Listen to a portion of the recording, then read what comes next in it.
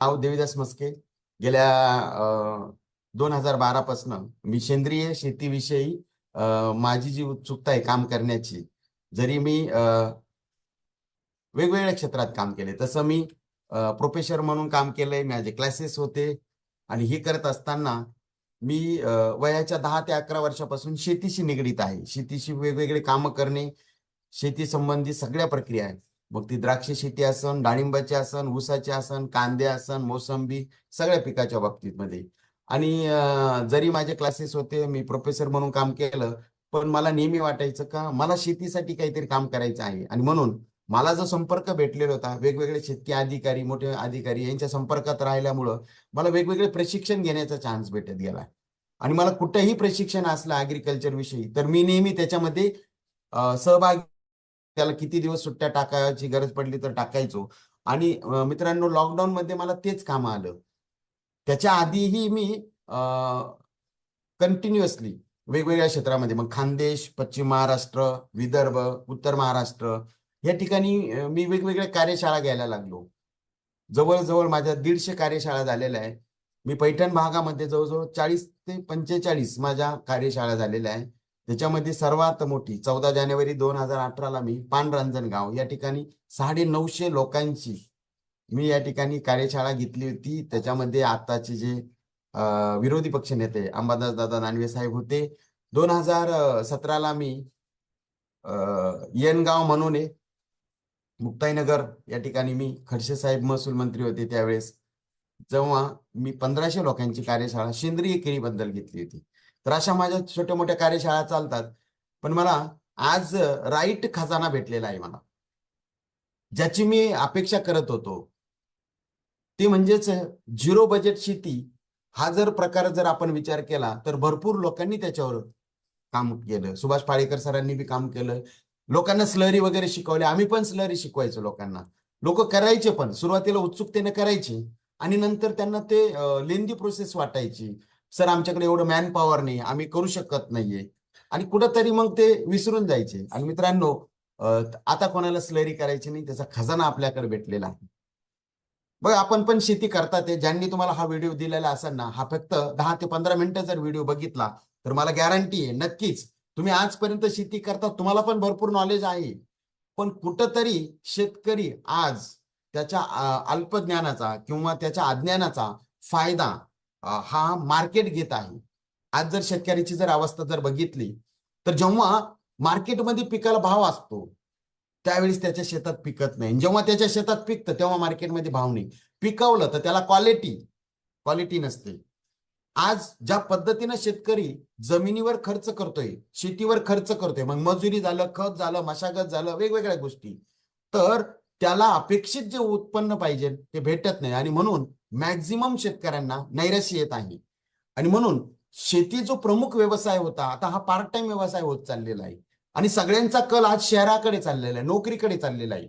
म्हणतो ना, अग्नीतून उठतो आणि फुफाट्यात पडतो. आज सिच्युएशन अशी झाली की त्याच शेतकऱ्याची अवस्था अशी आहे का ज्याला शेती हा सोपा विषय होता तो आता अवघड झालेला आहे. आणि म्हणून शहरामध्ये यायला लागले. आज त्यांची पण पिळवणूक व्हायला लागली आहे. कॉन्ट्रॅक्ट बेस काम करावं लागतंय. शेतकऱ्यांच्या मुलांना पाहिजे तेवढं त्यांना अपेक्षित पेमेंट पण होत नाहीये आणि त्यांचा खर्च पण मेंटेन होत नाहीये. पण जर आपण शेतीच एक जी काय आपली जुनी पद्धत होती, ही जुनी पद्धत किती चांगली होती, फक्त त्याला आता थोडस मॉडिफाय केलेलं आहे. आणि ही जर पद्धत वापरली तर मला गॅरंटी आहे, 2 एकरचा शेतकरी, 1 एकरचा शेतकरी सुद्धा वर्षाला 5 लाख 10 लाख उत्पन्न घेऊ शकतो. आलं लक्षात? आणि मी तीच डिस्कशन तुम्हाला करणार आहे की नेमकी शेतकऱ्याची फसवणूक कुठं होत आहे, शेतकऱ्याची दिशाभूल कुठं होत आहे, आणि मग शेतकरी वैफल्यात कसा चाललेला आहे, या गोष्टीची आज. तर मित्रांनो, एक सर्वात महत्वाची गोष्ट आहे. आज जर विचार केलाय तर मला चांगलं आठवतंय का गेल्या 30-35 वर्षापूर्वीची शेती करण्याची जी पद्धत होती, तर प्रत्येक गावामध्ये उन्हाळ्यामध्ये मशागत चालायची.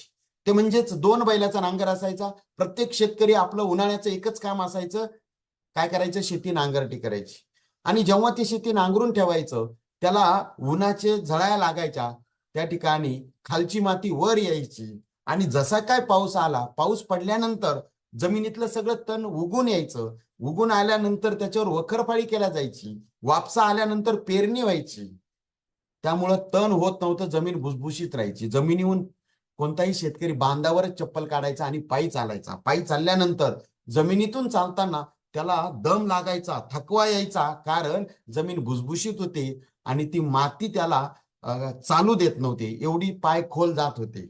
पण आजची सिच्युएशन आहे काय बरं, जमीन एवढी कडक झालेली आहे का तो शेतकरी विदाऊट चप्पल तो चालू शकत नाही त्याच्या शेतात, आणि डांबरी रस्त्यावर चालल्यासारखा त्याला चालण्याचं फिलिंग येत आहे.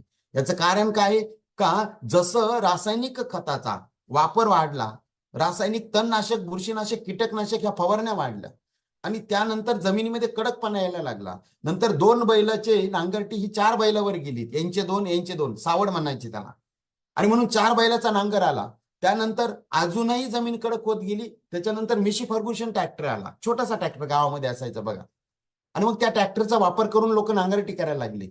अजून त्या ट्रॅक्टरला खूप ताकद लागायला लागली, आणि म्हणून त्याच्यापेक्षा हॉर्स पॉवर जास्त असलेला स्वराज ट्रॅक्टरचा जन्म झाला. मग लोक स्वराज, जिकडे तिकडे स्वराज ट्रॅक्टर आले. त्याच्यानंतरही तरी जमिनीचा कडकपणा वाढत गेला, ताकद जास्त लागायला लागली, हॉर्स पॉवर वाढन. मग महिंद्रा DI, फोर्ड, सोनालिका असे ट्रॅक्टर आले, आणि त्याच्यानंतर त्यांचीही ताकद कमी पडायला लागली, आणि आज कुबेटो आणि जॉन डिअरचा जमाना आहे. मित्रांनो, आज माझ्या गावामध्ये, कोपरगाव तालुक्यामध्ये, भावाकडे आज 2 जॉन डिअर ट्रॅक्टर आहे, आणि आज ज्यांच्या घरी स्वराज आहे, ज्यांच्याकडे महिंद्रा ट्रॅक्टर आहे, असे लोक पण आज भावाचा ट्रॅक्टर नेऊन नांगरटी करतात, पलटीचा नांगर. कारण की हॉर्स पॉवर आणि वेट नांगराचं, जमीन एवढी कडक झाली. आणि अशीच जर परिस्थिती राहिली तर येणाऱ्या काळामध्ये प्रत्येक गावामध्ये एक JCB असणार आहे, आणि लोक वेटिंगला असणारे JCBच्या नांगरटी करण्यासाठी. तर याचा काय परिणाम झालाय, का बरं होत आहे, त्याच्यावर आपण एक 10 मिनिटं चर्चा करणार आहोत. सर्वात महत्वाचं, शेतकऱ्याचे 2 मित्र आहेत. 2 मित्र म्हणजे, एक मित्र म्हणजे ज्याला म्हणतो आपण शेदोड गांडोळ म्हणतो. आपल्या भागात काय म्हणत असेल तुम्ही विचार करा, ऐक नाही. जसं पाऊस पडल्यावर नाही का ते जमिनीवर असे वळवळ करतात, शिदोड म्हणतात त्याला, काही गांडोळ पण म्हणतात मॅक्झिमम ठिकाणी. तर याचा अतिशय महत्वाचा रोल आहे. शिदोड किंवा गांडोळ हा शेतकऱ्याचा मित्र म्हणतो आपण. तर याचा अतिशय महत्वाचा रोल आहे, कारण की हे जे गांडोळ किंवा शिदोड आहे ना, याला डोळे नाहीये. हा जमिनीमध्ये 2.5 फूट सरळ खाली जातो आणि परत वर येतो. जाता येता काडी, कचरा, माती कंटिन्यू खात राहतो, 24 घंटे हा खात राहतो. आणि याच्या विष्ठेमधनं हायर लेवलचे प्राथमिक, दुय्यम आणि सूक्ष्म अन्न घटक असतात, जे तुमच्या शेतीला अतिशय उपयुक्त असतात, अतिशय उपयुक्त असतात. त्यासोबत जमिनीच्या थराची आलटापालट होते, खालची माती वर येते, वरची माती खाली जाते, जमिनीची चाळणी होते, जमीन भुसभुशीत होते. आणि जर जमिनीची चाळणी होते, जमीन भुसभुशीत होते, आणि जमिनीमध्ये हवा खेळती राहते. आणि तुम्हाला सर्वांना माहिती असेल, निसर्गाची सर्वात मोठी देणगी, आज तुम्हाला माहिती असेल, हवेमध्ये सर्वात जास्त प्रमाण कोणाचं आहे, नायट्रोजनचं प्रमाण आहे. सर्वात जास्त वायू कोणता आहे, नायट्रोजन. नायट्रोजन म्हणजे शेताला लागणारा युरिया, जो आपण बाहेरून टाकतो. जर हीच हवा खेळती राहिली तर निसर्गामध्ये उपलब्ध युरिया, नायट्रोजन हा त्या पिकाला नॅचरल लेवलला भेटतो. आणि म्हणून निंदणी केल्यानंतर आहे ना, पिकांमध्ये हिरवळ प्रमाण येतो, काळोखी वाढते. का, त्यांना हवा खेळती होते, मुळ्यांपर्यंत हवा जाते, त्याच्यामुळं त्यांना नायट्रोजन मोठ्या प्रमाणात भेटतोय. आणि हवा खेळती राहिल्यानंतर त्या मुळ्यापर्यंत ऑक्सिजन जातो, आणि जिथं ऑक्सिजन आहे ना तिथं बुरशी नाहीये. विचार करा, जिथं ऑक्सिजन आहे तिथं बुरशी नसते. आणि म्हणून ज्या शेतामध्ये वापसा असतो, ज्या शेतामध्ये हवा खेळती राहते, तिथं बुरशी पण नसते. पण आता काय झालं आहे का, गांडूळ आणि युरिया, गांडूळ आणि युरिया हे विरुद्ध विरुद्ध विरुद्ध म्हणजेच काय का, गांडूळ जिथं आहे, युरिया जिथं आहे तिथं गांडूळ राहू शकत नाही. जिथं युरिया टाकला तिथं गांडूळ राहू शकत नाही. तुम्ही प्रयोग केलेला असाल किंवा करा, किंवा युट्यूबला बघा, एक गांडूळ घेतलं त्याच्यावर युरियाचे दाणे जर टाकले ना, तर युरियाचे दाणे टाकल्यानंतर ते तडफडतंय आलं लक्षात. आणि नंतर थोड्या वेळाने शांत होते, तडफडून मरतोय. तुम्ही जर बघितलं असेल, ज्या शेतामध्ये तुम्ही युरिया टाकला असेल त्या शेतामध्ये जर पाणी भरलं तर तुमचे जनावर पाणी प्यायला जाऊ देत नाही. का बरं, जनावर दगावण्याचे शक्यता असते. मग जनावर, गाय, म्हैस, बैल, बकरी, जर यांच्या जीवाला धोका आहे तर तो अतिशय सूक्ष्मजीव आहे, त्याला धोका नसणार का?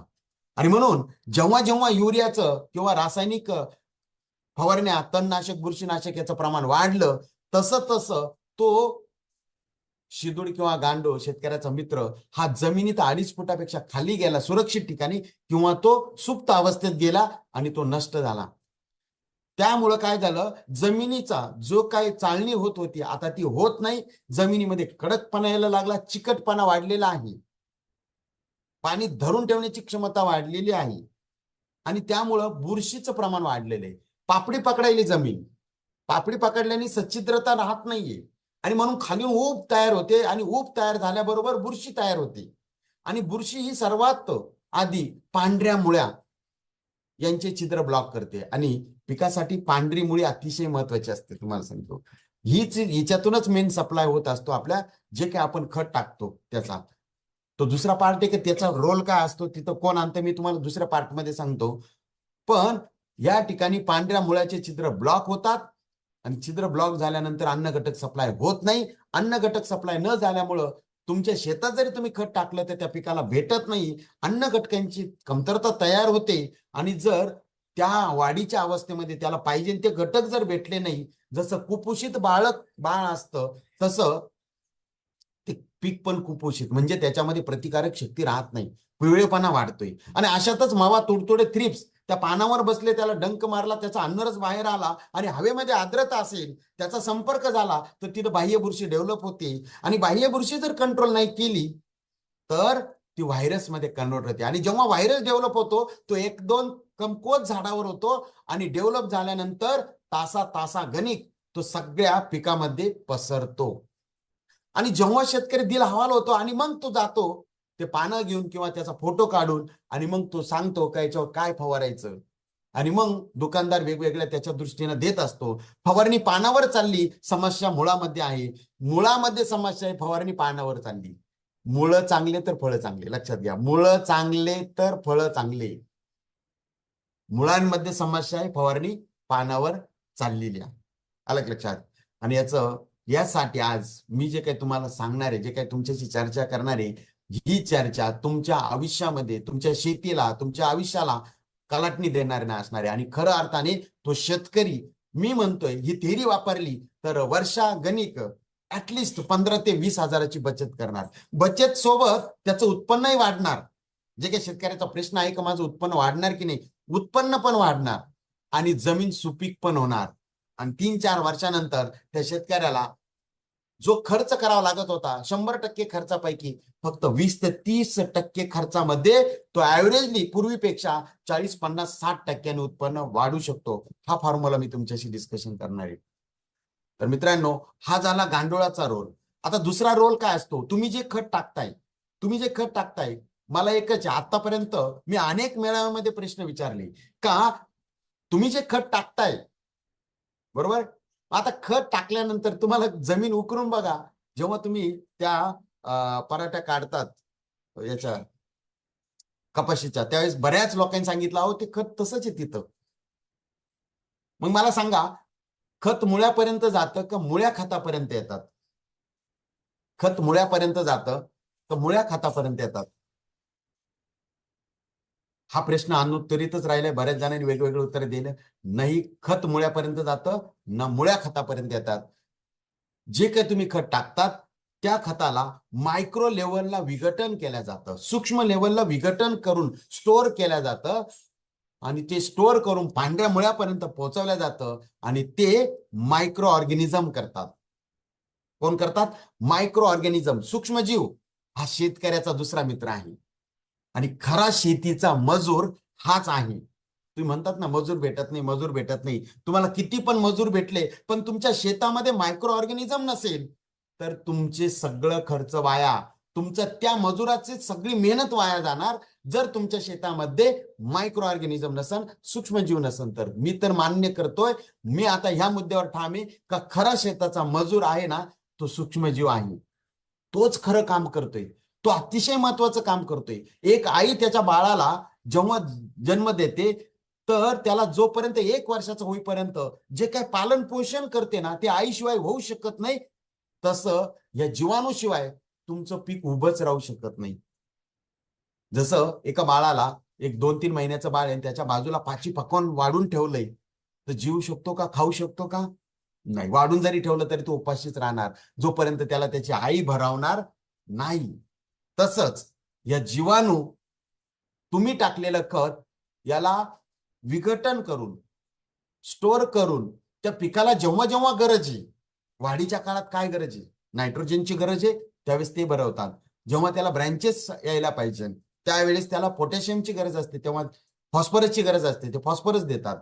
जेव्हा त्याची फळं धारणा होते, फळं येतात, त्याला क्वालिटी येण्यासाठी मग पोटॅशियम आणि मायक्रोन्यूट्रनची गरज असते. ते प्रत्येकाचा जीवाणू वेगळा वेगळा आहे, लक्षात ठेवा. प्रत्येकाचा जीवाणू वेगळा वेगळा आहे. आणि म्हणून हे कशातून येतात, हे जीवाणू कुठे असतात, हे तुमच्या ऑलरेडी शेतात आहे, होते, पण आता नाहीये. त्याचं कारण काय ते पण तुम्हाला मी सांगतो. पण हा उत्पन्न कुठं होतो, याचा जन्म कुठून होतो, हा तुम्हाला कशातून मिळतो, तर सर्वात मोठा सोर्स याचा तो आहे म्हणजे शेणखत, उकिरड्यावरचं खत. जुन्या काळात लोकांकडे उकिरडे असायचे, प्रत्येकाच्या घरी आहे ना एक जनावर असायचे, गाय, बैल, म्हैस, बकरी, जे काय असायचं, त्याचा शेणकूर ते उकिरड्यावर टाकायचे. उकिरडे डोक्यापेक्षा खाली असायची, आणि मग त्याच्यावर जे काही जनावरांच्या शेणकुरामध्ये जनावरांचा चारा, उष्टवळ ज्याला म्हणतो आपण, तो त्या शेणकुरासोबत त्या उकिरड्यात टाकीतला जायचा, आणि त्याच्यावर काडी कचरा, जे काही गवत असेल, त्याला त्या गोमूत्र आणि शेणाचा स्पर्श व्हायचा. आणि जेव्हा त्याचा थर तयार व्हायचा, डोक्याच्या वर आल्यानंतर, जमिनी लेवलला आल्यानंतर, 1 वर्षात ते खत एवढं कंपोस्ट भारी झालेलं असायचं, रापलेलं असायचं. त्याच्या एका चमच्यामध्ये 1 करोडपेक्षा जास्त जीवाणू असतात. 1 चमचा शेणखत किंवा त्या उकिरड्यावरचं खत असताना 1 करोडपेक्षा जास्त जीवाणू असतात. रापलेलं पाहिजे. रापलेलं खत तुम्हाला माहिती असेल, हातात धरल्याबरोबर असं गरम असतं, लक्षात, आणि एकदम ते ठिसूळ असतं, लक्षात. लगेच मातीचं कसं भुगरा होतं, तसं ते एकदम हातात धरायला पण हलका असतं, गरम पण असतं, आणि लगेच त्याचा भुगरा होतो, बारीक बारीक कण तयार होतात. तर तशा टाईपचं त्या शेणखतामध्ये. पण आजची परिस्थिती थोडी वेगळी आहे. मग याचा सर्वात मोठा सोर्स काय, शेणखत. आणि म्हणून पूर्वीच्या काळी फक्त शेणखत किंवा उकिरड्यावर खताचा वापर व्हायचा, आणि म्हणून त्या लोकांना कोणत्याही प्रकारचे खत किंवा फवारण्या करायची गरज पडत नव्हती. पण हरित क्रांती झाली. हरित क्रांती झाल्यानंतर रासायनिक खतं आले, रासायनिक खताचं प्रमाण वाढत गेलं, सुरुवातीला पिकं चांगली यायला लागले, आणि नंतर त्याचा जमिनीवर साईड इफेक्ट होता होता आज भयंकर लेवलला त्याचा साईड इफेक्ट झालेला आहे. मग आता तुम्ही जेव्हा शेणखत टाकलंय, आता शेणामध्ये कोणत्याही प्रकारचं खत नाही, शेणखत म्हणतोय, पण त्याच्यामध्ये कोणत्याही प्रकारचे खत नाहीये, नाही त्याच्यात एनपीके, नाही त्याच्यात मायक्रोन्यूट्रन्स आहे. त्याच्यात फक्त मित्रजीव वाढवण्याची क्षमता आहे. आलं लक्षात, त्याच्यात कोणती, फक्त मित्रजीव वाढवण्याची क्षमता आहे. आणि जेव्हा तुम्ही शेणखत टाकताय, जो जो व्यक्ती शेणखत टाकतोय, त्याच्या शेतामध्ये मातीमध्ये सुधारणा दिसते, त्याची सुपीकता वाढते, जमिनीचा पीएच मेंटेन राहतो, आणि त्याला अपेक्षित उत्पन्न पण भेटतं, आणि त्या पिकाला रोगराई पण नसते. पण खऱ्या अर्थाने मी जेव्हा आता व्हिजिट करतोय, त्या व्हिजिट केल्यानंतर लक्षात येत आहे मित्रांनो, का जवळजवळ 60 ते 70% शेणखत हे लोकांचं अर्धवट कच्चं आहे. 60 ते 70% शेणखत हे अर्धवट कच्चं आहे. आणि तुम्हाला सांगतो, जेवढे फायदे शेणखताचे आहे, तेवढेच तोटे कच्च्या शेणखताचे आहे. जेवढे फायदे शेणखताचे आहे, तेवढेच तोटे या कच्च्या शेणखताचे आहे. असं शेणखत 8 ते 10 महिन्यात तुम्हाला तयार होतं तुमच्या पिकासाठी, जर उकिरड्यामध्ये असेल तर. पण जर उघड्यावर असेल तर त्याला कमीत कमी 1.5 ते 2 वर्ष लागतात. 1.5 वर्ष. आणि हे जर शेतात टाकलं तर अजून जास्त दिवस लागतात, कच्चं शेणखत. मग कच्चं शेणखताचा जर प्रयोग करायचा असेल तर जे जनावरांचा शेणाचा जो पोह असतो, शेण, आणि त्याला जर ताजं ताजं 2-3 दिवसांनी एक पलटी केलं तुम्ही, तर त्याच्या खाली जर बघितलं ना, तर तुम्हाला डोळ्याला दिसणारे किडे तयार दिसतात त्या शेणामध्ये. जमिनीला आपला जो शेतकऱ्याचा मित्र आहे मायक्रो ऑर्गॅनिझम, त्याची जर साईज बघितली ना, केसाचे 80,000 भाग करू ना, एवढा सूक्ष्म असतो तो, जो शेतकऱ्याचा फायद्याचा आहे. अलग लक्षात. पण कच्च्या शेणखतामध्ये जे किडे तयार होतात हे डोळ्याने दिसणारे असतात, आणि डोळ्याला दिसणारे किडे हे शेतीला घातक असतात. म्हणून कच्च्या शेणखतामधून खोडकीड, बुरशी, उन्नी, हुमणी, हे सगळा प्रकार तुमच्या शेतामध्ये ऑटोमॅटिक येतो. आणि मग हे जर प्रकार आल्यानंतर बुरशीचा प्रादुर्भाव झाला, खोडकीड लागली, तुम्ही वेगवेगळे केमिकल फवारण्या करतात, करावंच लागतं. बुरशीनाशक, केमिकल बुरशीनाशक, केमिकल कीटकनाशक.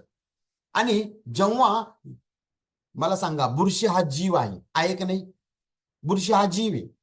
त्या जीवाला मारण्यासाठी जे केमिकल आपण वापरणार आहे, तर हा मायक्रो ऑर्गॅनिझम हा पण सूक्ष्मजीव आहे ना. मग बुरशीला मारत असेल तर या सूक्ष्मजीवाला मारत नसेल का? एक विचार करा, तुम्ही विचार करा. जर हा बुरशीला मारतोय तर हे शेणखतातले मित्रजीव मारत नसेल का? मला सांगा. अवरेजली मी विचारू लागलोय, कोणी अद्रकला 4 ट्रॅक्टर, कोणी सामान्य शेतकरी 3 ट्रॅक्टर, गरीबातला गरीबही शेतकरी 2 ट्रॅक्टर शेणखत वापरतोय. पण ऍव्हरेजली मला कोणी 4 कोणी 5 ट्रॅक्टर शेणखत वापरतोय शेताला. मला सांगा, एक ट्रॅक्टर शेणखत काही ठिकाणी मला 3,000 सांगितला, काही ठिकाणी 4,000 सांगितला, आणि काही ठिकाणी प्युअर शेणखत जर म्हणलं तर 5,000 रुपये, आणि त्याला नेणं आणणं असं करून त्याला 6,000 रुपये जातं. मग 6,000 रुपये टोटल त्याची मॅन पॉवर, ट्रान्सपोर्टिंग, असं एक ट्रॅक्टर शेणखताचा खर्च असेल. तर काही लोकांनी 4 ट्रॅक्टर शेणखत टाकलं तर किती, विचार करा. 24,000 रुपये 1 एकरला खर्च. मग 24,000 रुपये शेतकरी कसे आणले? हेच ना, पै साठवून त्यांनी हे पैसे साठवले आणि शेणखत आणलं. कशासाठी आणलं? आता त्याला पिकाला ऍव्हरेज भेटायला पाहिजे, जमीन चांगली भेटायला पाहिजे, उत्पन्न चांगलं भेटायला पाहिजे. पण जे उद्दिष्ट आहे शेतकऱ्याचं, ते पूर्णपणे पाण्यात चाललंय मित्रांनो. का? जर तुम्ही शेणखत टाकलंय तर शेणामध्ये मी तुम्हाला सांगितलंय सूक्ष्मजीवच असतात, आणि जे सूक्ष्मजीव तुम्ही टाकलेलं तुमच्या शेतामध्ये भरमसाठ खत आहे, सगळ्या प्रकारचे घटक आहे, त्याला भरवण्यासाठी जीवाणू नाहीये. अलग लक्षात. आणि म्हणून हे जे सूक्ष्मजीव तुम्ही टाकलेलं खत मायक्रो लेवलला नेऊन स्टोअर करतात, आणि जेव्हा जेव्हा पिकाला गरज आहे तेव्हा तेव्हा भरवायचं काम करतात. जेव्हा तुम्ही कीटकनाशक, बुरशीनाशक वापरलं आणि जर बुरशी मेल्या, तर मला सांगा, हे जीवाणू मरत नसतं का? आणि म्हणून जितक्या वेळेला तुम्ही बुरशीनाशक वापरतात तितक्या वेळेला ह्या जीवाणूवर हल्ला होतोय, आणि आज तुम्ही टाकलेलं शेणखत हे पूर्णपणे झिरो होऊन जातं, माती होऊन जाते, त्याची झिरो होऊन जातं. आणि म्हणून शेतकऱ्यांनी शेणखत टाकूनही त्याला पाहिजे तेवढं अपेक्षित उत्पन्न होत नाही. अलग लक्षात. मग याला पर्याय काय मित्रांनो? बघा, एकीकडे गांडूळ पण युरियामुळे वाट लागली, आणि दुसरीकडे जो शेतकऱ्याचा मित्र आहे तो पण वाट लागली. तुम्हाला एक सिंपल उदाहरण देतो. जर तुम्हाला असं वाटतं का खरंच हे जीवाणू महत्वाचे आहे का नाही, आपल्या घरामध्ये महिला असतात, महिलांचं काम काही स्वयंपाक करतात, आपल्याला खाऊ घालायचं काम करतात. ज्या घरामध्ये दिवाळी घ्या, एखादा सण आहे, महिला गावाला गेल्या आणि पुरुष मंडळी राहिली आणि त्यांना स्वयंपाक येत नाही, भूक लागली म्हणून गव्हाचे पोते तुमच्या घरात म्हणून 1 प्लेट गहू घेऊन खाल्ले का तुम्ही? 1 प्लेट बाजरी घेऊन खाल्ली का? नाही. काय करतात महिला? त्याचं दळण करतात, गिरणीत नेऊन दळण करून आणतात, पीठ करून आणतात. तेच पीठ तिंबवल्या जातं, त्याचे उंडे केल्या जातात, त्याची पोळी लाटल्या जाते, पोळी तव्यावर टाकल्या जाते, आणि ती भाजल्यानंतर त्याचे 4 भाग करून तुमच्या प्लेटमध्ये टाकून तुमच्यापर्यंत आणायचं काम जसं महिला करते. ही सगळी प्रोसेस, तुम्ही टाकलेलं खत पांढऱ्या मुळ्यापर्यंत नेण्याचं काम, जसं ती महिला तुम्हाला प्लेटमध्ये पोळी वाढेपर्यंत जो रोल असतो ना, तो सगळा रोल या जीवाणूला करावा लागतो. म्हणून अतिशय महत्वाचं आहे. आणि जर तुम्ही तणनाशक, बुरशीनाशक, कीटकनाशक वापरताय, तर जर तणनाशक मारलं, कीटकनाशक मारलं आणि बुरशीनाशक मारलं, तेवढ्या वेळेला त्याच्यावर हल्ला होतो, आणि प्रत्येक वेळेला काही ना काही जीवाणू हे मरत असतात, आणि म्हणून तुमचा सगळा खर्च वाया चाललेला आहे. मग याच्यासाठी खास आम्ही स्लरी सांगायचो, हे सांगायचो, ते सांगायचो, बरोबर, लोकांना ते अवघड चाललं. आणि याच्यासाठी खास करून मला लॉकडाऊन मध्ये मित्रांनो हा खजाना भेटला. तो म्हणजेच मी असंच शोधत असताना मित्रांनो मला तो खजाना भेटला, आणि जेव्हा तो वापरतोय तर आज जे शेतकऱ्याचं प्रतिक्रिया होत्या का आमचं उत्पन्न कमी होतंय, मित्रांनो ज्या ज्या ठिकाणी वापरलं तुम्हाला व्हिडिओ भेटतील, तुम्हाला नंबर भेटतील, सगळे पुरावे भेटतील. ज्या ज्या शेतकऱ्यांनी वापरलं ना, त्याच्या ऊसाच्या कांड्याची साईज वाढली, कमी वेळेमध्ये त्या ऊसाची हाईट पण वाढली, त्याची जमीन पण नरम झाली, भुसभुशीत झाली. ज्यांनी अद्रकीला वापरलं ना, त्यांना दरवर्षीपेक्षा 10 ते 20% ऍव्हरेज वापरलं. ज्यांनी टोमॅटोला वापरलं ना, त्यांनी अतिशय कमी खर्चामध्ये टोमॅटो काढले. मित्रांनो बघा, आता जून जुलै ऑगस्ट सप्टेंबर पर्यंत टोमॅटो येत नाही, पण ज्या ज्या लोकांनी, कारण की बुरशी खूप डेव्हलप झालेली असते, ज्या ज्या लोकांनी मागच्या 2-3 वर्षापासून आपले प्रोडक्ट वापरतात त्यांना अप्रतिम उत्पन्न होते प्रत्येक वेळेला. जे जे लोक सुरुवातीला मिरच्याला वापरतात त्या मिरच्यांना कोकडाच येत नाही. जे जे लोक अदरकीला वापरतात त्यांना सड करपा लागतच नाही. जे लोक टोमॅटोला वापरतात त्यांना व्हायरसच लागत नाही. अशा सगळ्या पिकासाठी जे पीक मातीत येतं तिथं आपलं ते प्रोडक्ट टाकू शकतो. ते म्हणजे तुमच्यासाठी गुड न्यूज म्हणजे अशी आहे का मित्रांनो, जिथं शेतकरी 24,000 रुपये खर्च करतो तेवढं पॉवर 3 ते 4 ट्रॅक्टर खताचा पॉवर फक्त आपल्याकडे 2,000 रुपयाच्या प्रोडक्ट मधून मिळतो. किती रुपयाच्या? आश्चर्याची गोष्ट आहे. अतिशुक्ती तुम्हाला वाटणार आहे, पण वापरून बघा. ज्या व्यक्तीने तुम्हाला व्हिडिओ दिलाय ना त्यांच्याकडून फक्त एकदा वापरा. तुम्ही जर तुम्हाला 10 एकर शेती असेल ना, एकर वापरा. तुम्हाला 5 एकर असेल ना, अर्ध्याच एकरला वापरा.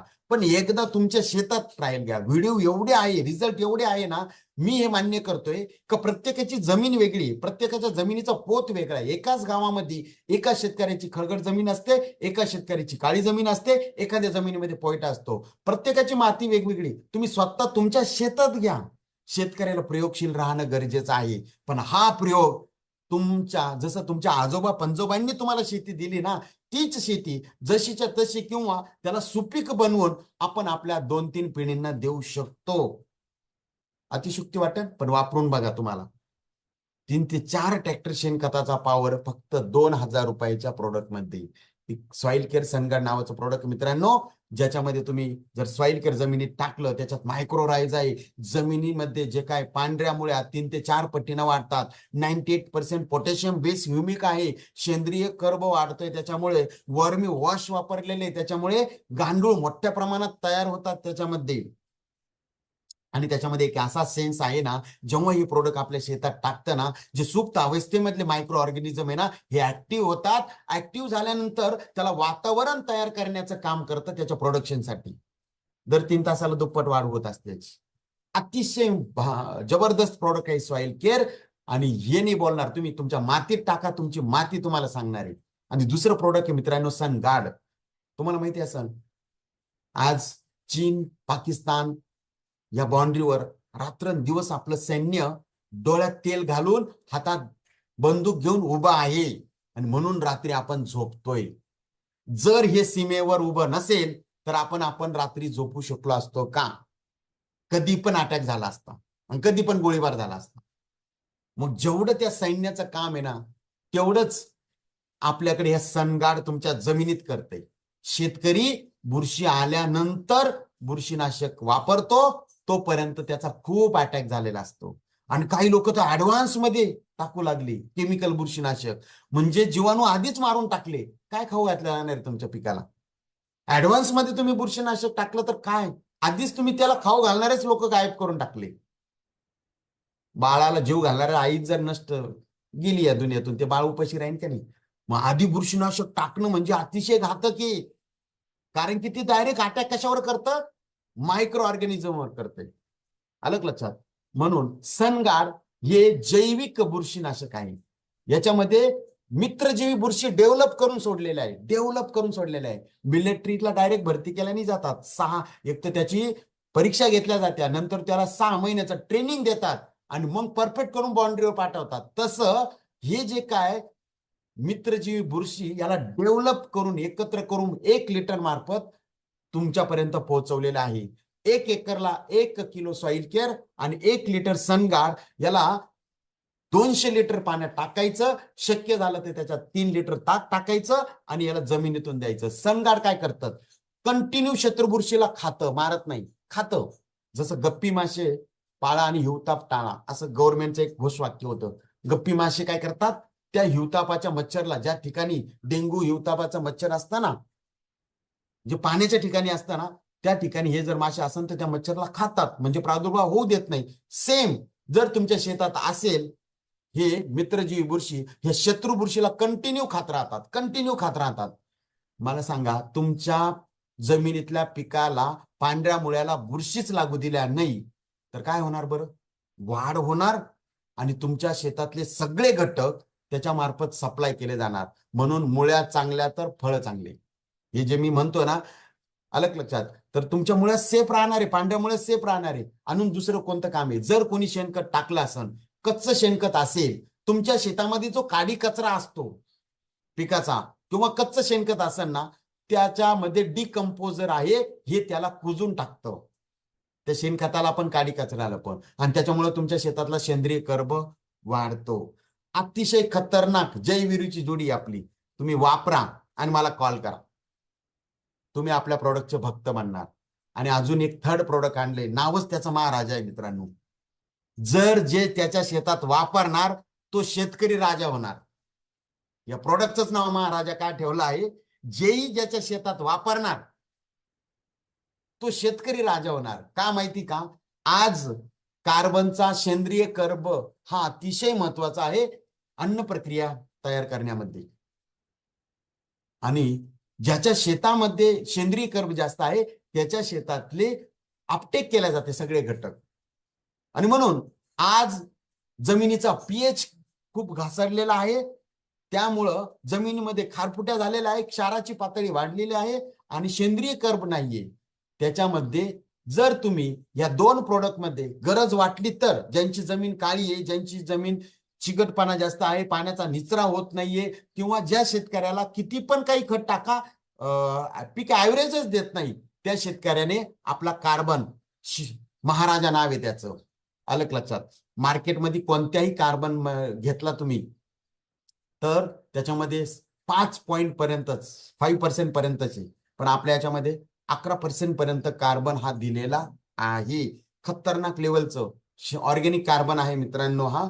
जर हा तुमच्या शेतात असेल तर तुम्हाला ऍव्हरेज एकदम खतरनाक भेटणार, तुमचं ऍव्हरेज वाढून भेटणार. कंपल्सरी नाहीये, हा सेकंडरी मध्ये तुम्ही वापरू शकतात. पण सॉइल केअर आणि सनगार्ड हे दोन प्रोडक्ट म्हणून म्हणतोय तर तुमच्या 3 ते 4 ट्रॅक्टर शेणखत एका ठिकाणी टाका आणि एका क्षेत्रामध्ये तुम्ही फक्त एवढं जरी वापरलं तर तुम्हाला दोन्ही पिकामध्ये काय बदल होतोय ते कळणार आहे.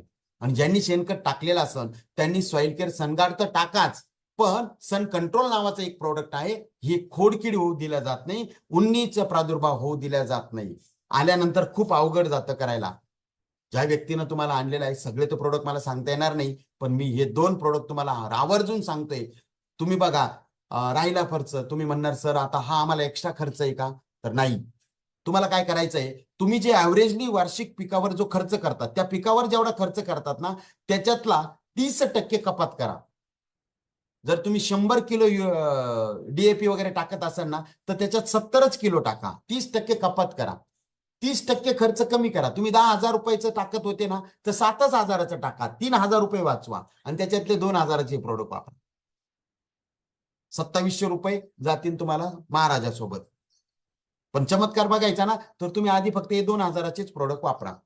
मी म्हणत नाही तुम्ही एक्स्ट्रा खर्च करा, त्याच्यात थोडीशी कपात करा आणि ती बचत करून याच्यात ऍड करा. तुमची कोणतीही थेरी बदलायची नाहीये. जर तुम्ही मातीत बदल वाटला, मुळ्यामध्ये बदल वाटला, पिकात बदल वाटला तरच पुढचे प्रोडक्ट वापरू शकतात. पुढचे प्रोडक्ट म्हणजे आपल्याकडं जीवाणू किट आहे, 8 प्रकारचे फ्रूट व्हेजिटेबल किट, 8 प्रकारचे जीवाणू आहे.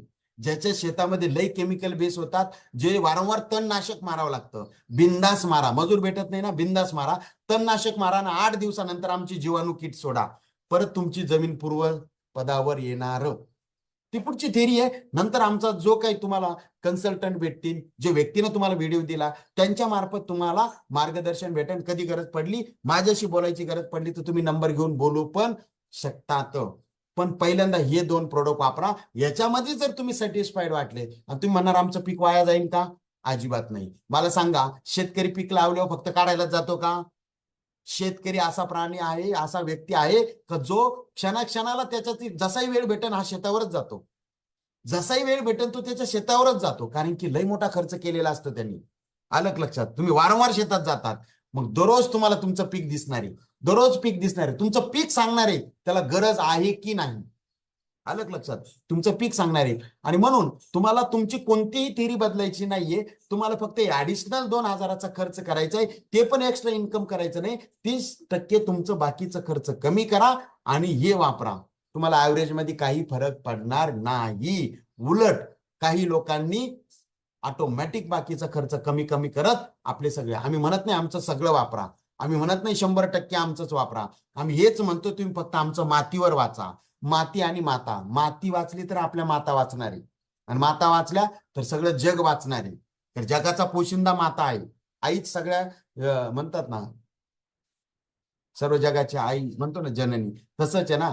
पण आईला आपल्या सर्वांना भरवण्यासाठी जे काय आपल्याला पालन पोषण करण्यासाठी जो आहार लागतो ना, त्याच्यातला मेन सोर्स आपली मातीची. मग माती वाचली तरच माता वाचली. माता वाचला तर सगळं जग वाचणार आहे. आणि म्हणून याच्यासाठी सर्वात महत्वाचा रोल आहे, आधी आपण हे प्रोडक्ट मातीवर करू, मातीवर प्रयोग घेऊ, आणि जर तुम्ही सॅटिस्फाईड असणार तर पुढच्या गोष्टी करू. ओके. तर ज्या व्यक्तीने आणलंय 100% विश्वास ठेवा. काही डाऊट वाटला तर कॉल करून विचारा, पण एकदा वापरा. न टाकून पस्तावल्यापेक्षा 1.5, 2 आणि 3 हजार रुपये खूप मोठं नुकसान होणार नाहीये, पण त्याच्यातून तुमचा खूप मोठा बचत होऊ शकते. भविष्यामध्ये तुमची जमीन चांगली होऊ शकते, तुमच्या पिकाला क्वालिटी येऊ शकते, तुमचं ऍव्हरेज वाढू शकतं. आणि येणाऱ्या काळात आमच्या कंपनीचंच वाक्य आहे, विषमुक्त शेती समृद्ध भारत. त्यासाठी ग्रेट आमचे जे कंपनीचे सीएमडी आहे, ज्यांनी याच्यासाठी खूप मोठं प्लॅनिंग केलंय. का शेतकऱ्याचं एकच म्हणणं होतं ना, सर आम्ही ऑर्गेनिक पिकू पण आम्हाला भाव भेटत नाही. तर त्याच्यासाठी आपण cluster farming, farmer producer company याच्या स्थापना करून शेतकऱ्याचं जे काही पीक आहे येणाऱ्या काळात कलेक्ट केला जाणार, आणि त्याला वेगळं मार्केट पण करून दिल्या जाणार. त्याच्यासाठी 1-2 शेतकऱ्याचं काम नाहीये. आधी तुम्ही वापरायला लागा. तुमचं बघून जेव्हा अनेक शेतकरी एकत्र येईल, तेव्हा 60 ते 100 शेतकऱ्याचा गट करून या सगळ्या फॅसिलिटी तुम्हाला दिल्या जाणार. आणि याच्यासाठी गव्हर्नमेंटना मोठ्या प्रमाणात अनुदान दिलेलं आहे. 1920 करोडचं अनुदान आहे. पण त्याच्यासाठी जी सर्टिफिकेशनची प्रोसिजर आहे ही शेतकऱ्याला माहिती नाही, किचकट आहे. यासाठी या कंपनीना खास रिटायर गव्हर्नमेंट शेतकरी अधिकारी दिलेले आहे तुमच्या मदतीला. आणि या सगळ्या प्रोसेस करून हा सगळा बेनिफिट तुम्हाला दिला जाणार आहे. आणि 100% ऑर्गॅनिक सर्टिफिकेशन करण्याची अथॉरिटी एसएनएच कंपनीला भेटलेली आहे खऱ्या अर्थाने. म्हणून येणाऱ्या काळात जोही शेतकरी या आपल्या सिस्टम सोबत अप्रोच होणार, मित्रांनो, तो मालामाल होणार. त्याच्या पिकाला भाव पण भेटणार. तेव्हा जेव्हा एक शेतकरी एक गट तयार करणार, ग्रुप तयार करणार. आणि ग्रुप कधी होणार? जेव्हा तुम्ही रिझल्ट क्रिएट करणार. तर बिंदास तुम्ही वापरायला लागा. तुमचं बघून अनेक लोक वापरतील. आणि जेव्हा सगळेच लोक वापरतील, सांगायची गरज नाही, सगळ्या फॅसिलिटी तुम्हाला भेटणारच. ओके. तर नक्की ज्या व्यक्तीने तुम्हाला व्हिडिओ पाठवला त्यांच्याशी तुम्ही भेटा किंवा प्रोडक्ट वापरा. काही अडचण वाटली तर तुम्ही डायरेक्ट माझ्याशी बोलू शकता. ओके. धन्यवाद.